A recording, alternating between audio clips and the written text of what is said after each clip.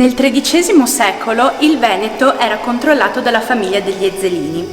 Originariamente questa famiglia era conosciuta come i Daonara perché erano presenti nel territorio di Onara, quindi vicino a Tombolo, poco distante da Cittadella. Più tardi si sono spostati verso il territorio di Bassano, quindi verso nord, nel territorio di Romano. Per questo oggi sono conosciuti come i Da Romano. Il membro più importante della famiglia era Ezzelino III da Romano, che era estremamente spietato nei confronti dei suoi nemici e infatti a Cittadella, che controlla dal 1237 al 1256, fa costruire la Torre di Malta, dove ci troviamo proprio ora. La stessa torre viene citata da Dante Alighieri nella Divina Commedia. Nel nono canto del Paradiso egli incontra la sorella di Ezzelino, Cunizza da Romano, che prevede le disgrazie dei Veneti e condanna le loro colpe.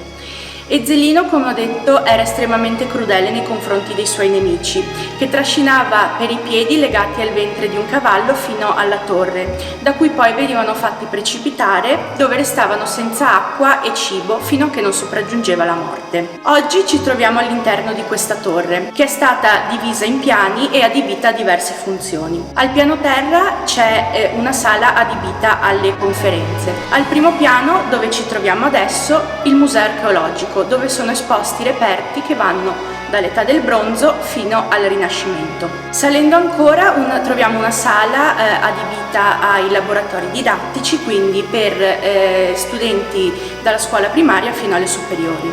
Salendo ancora troviamo invece il Museo dell'Assedio del 1318, condotto da Cangrande della Scala, che nel corso del XIV secolo aveva occupato il territorio del Padovano e quindi anche Cittadella. Salendo ancora, dal quarto piano possiamo accedere alla terrazza panoramica, che è a 30 metri d'altezza e permette così di ammirare Cittadella dall'alto e anche il suo circondario. Ricordiamo infine che il 2021 è l'anniversario della morte di Dante Alighieri, a cui la città è particolarmente legata appunto per la presenza di questa torre.